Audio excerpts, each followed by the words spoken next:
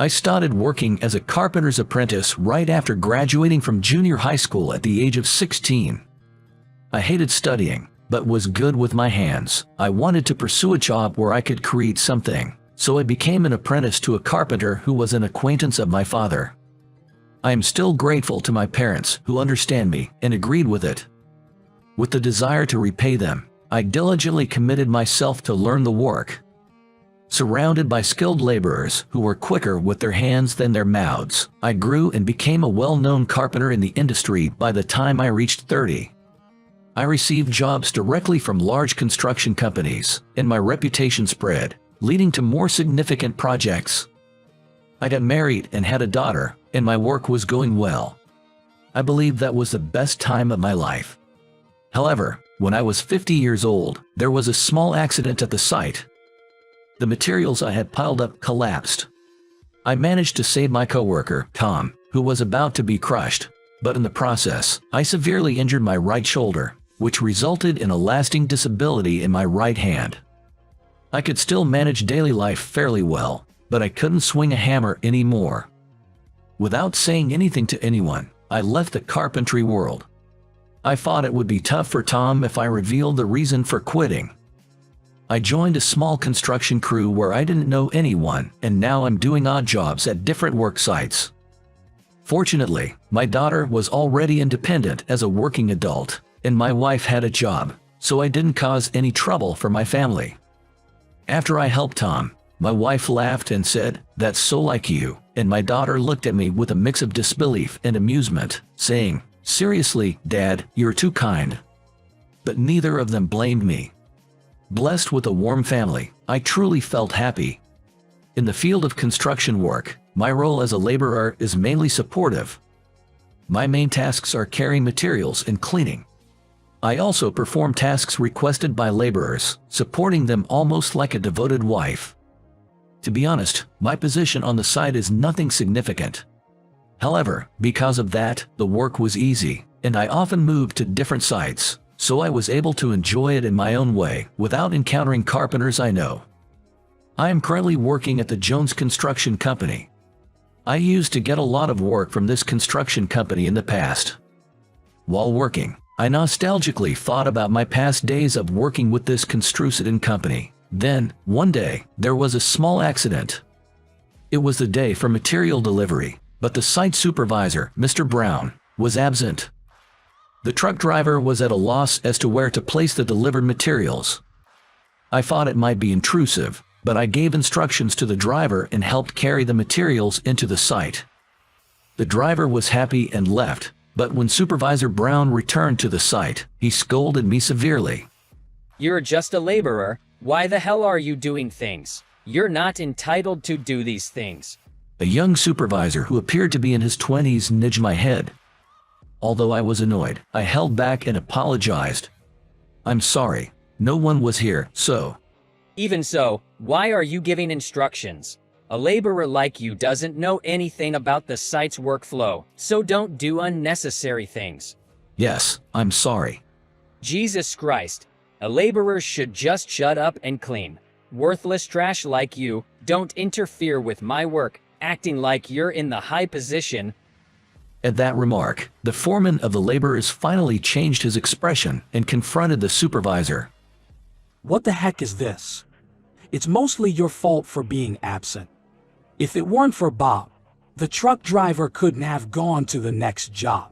When the supervisor said, "What did you say?" and was about to grab the chief by the collar, another foreman of ironworkers intervened, saying, "That's enough," and stepped between the two.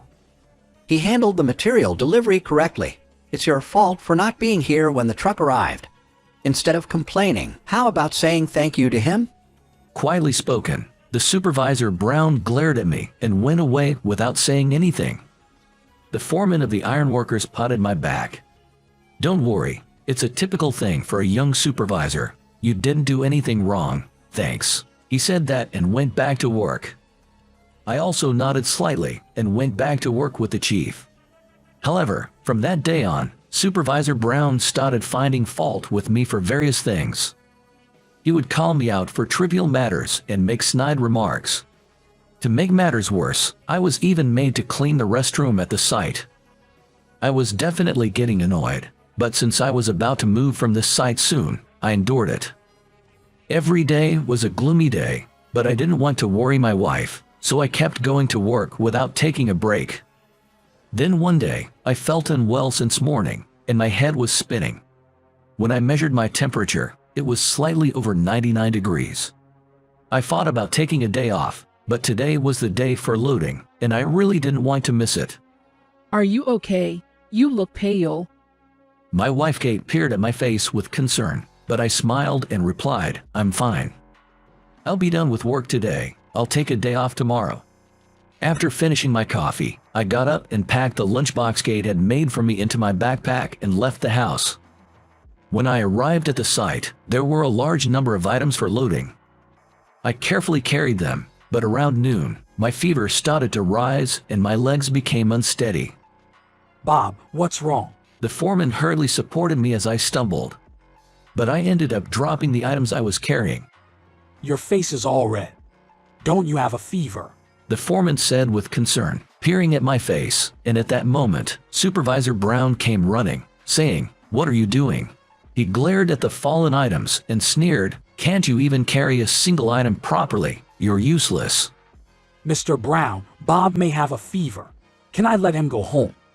The foreman said, but Supervisor Brown said no, and glared at me.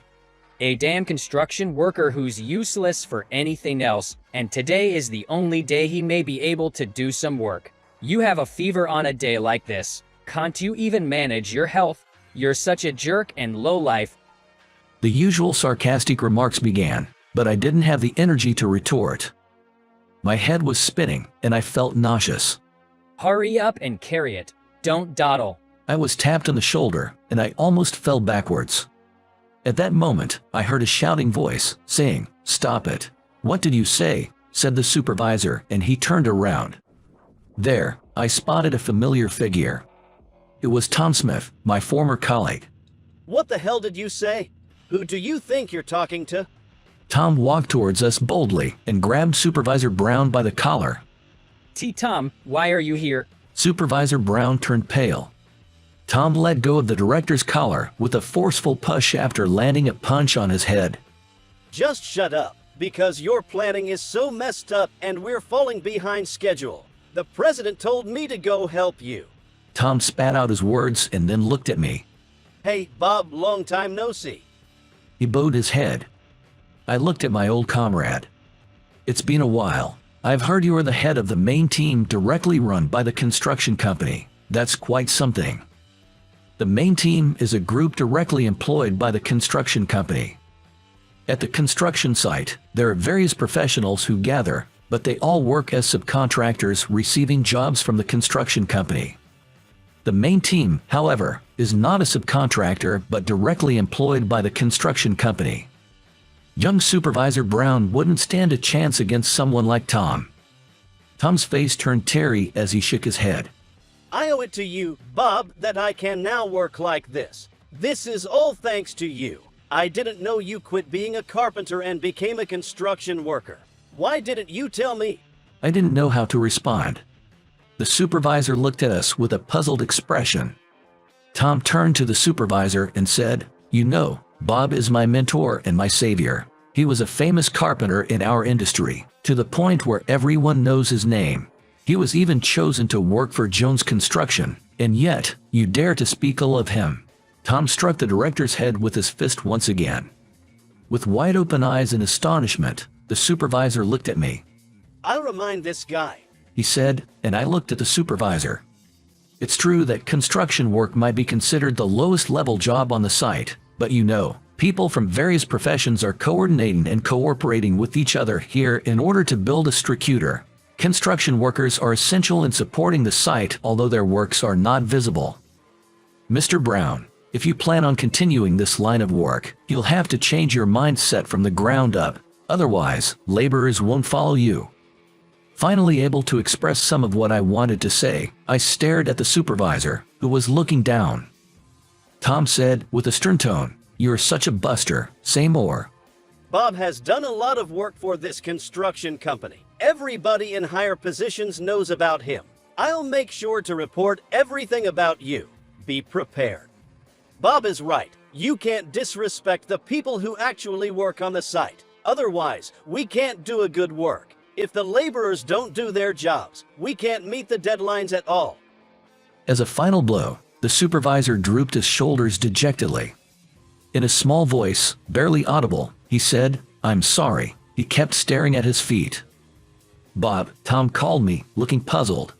Did you quit being a carpenter because of me? How can I make it up to you? I laughed at his words. "Come on, it's not your fault, Tom. I chose to leave carpentry and become a construction worker by my own choice. I'm surrounded by good colleagues, and I'm enjoying it." I replied, and Tom showed signs of wanting to say something, but he just smiled and said, "I see. Anyway, Bob, go home for today. Take care of yourself, all right? Will you meet me again?" I said, "Thank you, I'll do that. Let's meet again." Tom smiled happily, gave the supervisor a strong pat on the back, and left. Thanks to a good night's sleep, my fever went down, and I recovered. I went to the construction site as usual and apologized to the foreman for leaving early yesterday. He said, "Don't push yourself." After the morning meeting, as I was about to go to my station, someone called out, "Bob." When I turned around, Black, the department manager at Jones Construction, was standing there. "Long time no see," he said, nodding his head slightly towards me. We had many meetings together in the past. His calm way of speaking hadn't changed. "I heard about yesterday's incident from Tom, the foreman. I had no idea that you were working as a subcontractor construction worker on our site. You're not planning to go back to being a carpenter." I nodded in reply to his questions. "As you know, I can't swing a hammer with this right hand. For now, I'm taking it easy." I answered, and Black said, "I see." And then he said, "Actually, the president asked me to ask you for a favor. Can you listen to it?" "Me, what is it?" "Yes. Currently, our construction company is dealing with several sites, but all of them tend to be delayed. As you know, Bob, there seems to be a lack of communication between the supervisors and the laborers. Well, the interpersonal relationships are not going well." Upon hearing that, Black scratched his head. I couldn't help but chuckle. It wasn't just Brown, but the friction between the university-educated supervisors who work as regular employees of the construction company and the self-taught laborers has always been a long-standing issue. So, there has been a discussion about appointing someone as a supervisor on site, separate from the main supervisor. We have been looking for someone who can facilitate smooth communication with the laborers, especially in the case of young supervisors. The president is very enthusiastic about entrusting this role to you, Bob. What do you think? We will provide a suitable position for you as our regular employee. Can you accept it? I was taken aback by suddenly being asked such a thing. Black continued. This is something that can only be entrusted to someone who fully understands the site and the laborers. Of course, we also value personal qualities. We want to ask for your help in nurturing young supervisors. If the site environment improves, it will be easier for the laborers to work. In that case, there will be no one like you, Bob, who will have an unpleasant experience like this time. With a pleasant working environment, work progresses smoothly and there are no delays in the schedule." His words were passionate, and it moved my heart. I think Tom talked to the construction company for my sake, but I could feel that Black genuinely needed me. "Can I have some time to think about it?" I said, and Black responded with a firm nod, saying, "Of course." We look forward to your favorable response. By the way, as for Brown, he has expressed a desire to take a break from the site for a while. He wants to start over from scratch. It's the first time I've seen him so serious since he joined the company. Right now, he's assisting on a site with an experienced supervisor. "I see. I hope he becomes a good supervisor." I said that sincerely. He was an arrogant and unpleasant guy, but I would be happy if he could start fresh after this incident. I hope so, too. Well then, see you later. With that, Black left. I stood there for a while, lost in thought, when someone tapped my shoulder. Go for it, Bob. You're more than just a construction worker here. If someone like you could take charge of the site, there would be fewer people having a hard time. It was the foreman of the construction workers who said that. It seemed like he had overheard our conversation just now. We construction workers are looking forward to having a site where we're not looked down upon. We're counting on you, He said with a smile, and I nodded slightly. Ever since my injury, I have been carrying a feeling of giving up on life, but maybe it wouldn't be so bad to make a fresh start here. Let's give it a try, I murmured, and the foreman happily patted my back, saying, "That's the spirit."